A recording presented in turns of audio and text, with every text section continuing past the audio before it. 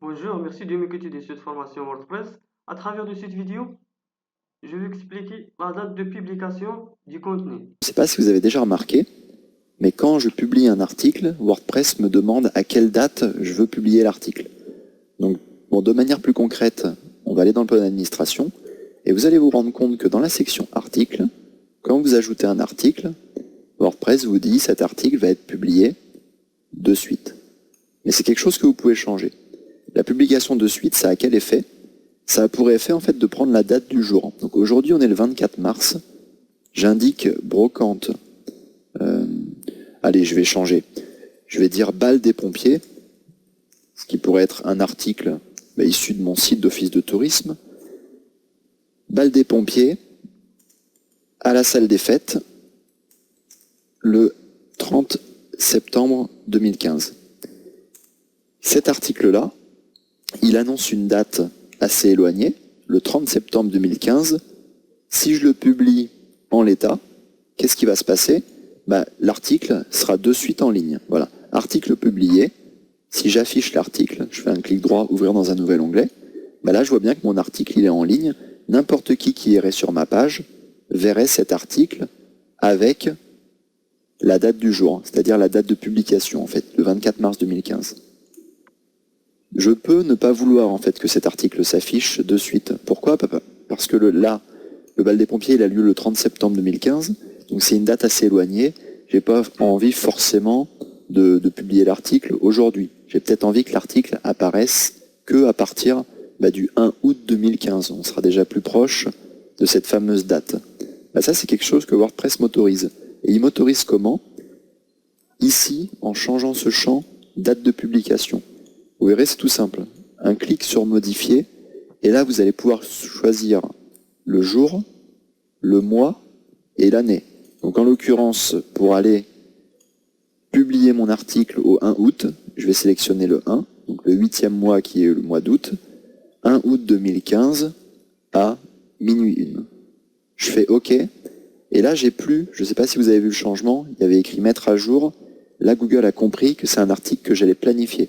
De telle sorte que si je clique sur planifier, j'ai plus article publié qui s'affiche, j'ai article mis à jour, afficher l'article.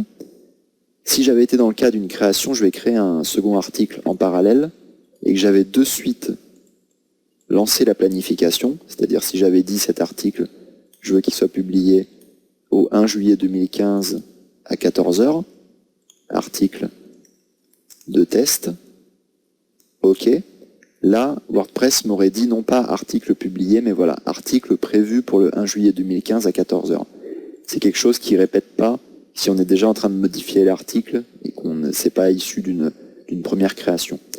Bref, même s'il l'affiche de manière moins claire suite à la modification que suite à un ajout, c'est exactement la même chose. C'est-à-dire que là, j'ai mon article planifié pour le 1 août 2015 et là, j'ai mon article planifié pour le 1 juillet 2015. Donc dans les deux cas, si je me rends sur la page d'accueil du site, vous verrez que j'ai plus cette histoire de bal des pompiers. Ça sera invisible pour tous les internautes, sauf à compter, en ce qui concerne cet article, du 1 août 2015. Le 1 août 2015 à minuit 1, l'article, automatiquement, il sera affiché. Voilà. Au 1 juillet 2015, l'article ne sera pas affiché, tout comme au 31 juillet 2015, à 23h59, l'article ne sera pas affiché non plus. Donc ça permet de faire quoi?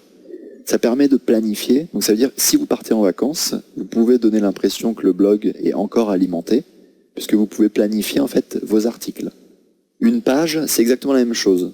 On peut lui associer une date, même si on a vu que la différence entre les pages et les articles, c'était qu'au sein d'une page, je vais retourner sur une page, au sein d'une page, la date n'est pas clairement affichée. C'est-à-dire, donc, animation, c'est une catégorie. Par contre, souvenez-vous, mention légale, c'est une page. Là, j'ai pas la date de publication de ma page. Pour autant, j'ai pas la date de publication, mais cette page des mentions légales, je vais aller dans toutes les pages mentions légales. La date de publication n'est pas affichée, mais la page elle-même est quand même rattachée à une date de publication. Donc c'est pas parce qu'elle n'est pas affichée que WordPress a pas retenu quand est-ce que la page avait été publiée. Donc là, je peux faire la même chose. Je peux dire, attention, cette page, je veux pas la publier avant le 10 mai 2015, par exemple. En ce qui concerne les articles, je vais retourner dans la section articles et sur le bal des pompiers. Donc le bal des pompiers n'est pas encore affiché puisqu'il est planifié le 1 août. J'aurais pu aussi faire l'inverse, c'est-à-dire dire que cet article avait été publié au 1 août 2014. Et là, dans ce cas-là, l'article est plus planifié, puisque la date elle est antérieure à la date d'aujourd'hui. Si je vais sur la page d'accueil de mon site, en cliquant sur ce lien, je m'aperçois que l'article Bal des pompiers il est plus en haut de la liste, puisqu'on a un classement par ordre chronologique. Donc l'article il va être tout en bas. Il va être même avant Bonjour tout le monde, qui, souvenez-vous, est l'article par défaut qui m'a été créé par WordPress. Voilà, l'article du Bal des pompiers il est là, et on a l'impression qu'il a été publié le 1 août 2014. Donc voilà ce qu'il y a à dire sur toutes ces dates de publication. Donc c'est vraiment assez simple. Ça permet de gérer deux problématiques. Soit vous avez beaucoup de contenu en avance et vous ne voulez pas tout publier aujourd'hui. Ça peut permettre d'avoir une certaine homogénéité. Ça veut dire si vous avez un site de recettes, vous avez peut-être envie qu'il y ait une recette publiée tous les 4 jours. Dans ce cas-là, vous prenez un peu d'avance, vous mettez 10 recettes en planification dans WordPress et vous êtes sûr que 10 recettes, ça vous fera 40 jours, si vous voulez en publier une tous les 4 jours. Après, ça peut être la problématique inverse. Ça peut être de faire croire que vous avez publié un article 2 jours avant. Voilà, de telle sorte que les utilisateurs auront peut-être l'impression, si c'est un article d'actualité, que vous aurez été davantage à l'affût. Voilà. Donc, ces problématiques de date, généralement, c'est plus pour planifier que pour antidater un article. Mais dans tous les cas, il y a les deux possibilités. Donc ça s'applique aussi bien aux articles qu'aux pages. Voilà ce qui nous permet de clore la section créer du contenu. Et je vous invite à rejoindre les prochaines sections dans les prochaines vidéos. Merci beaucoup.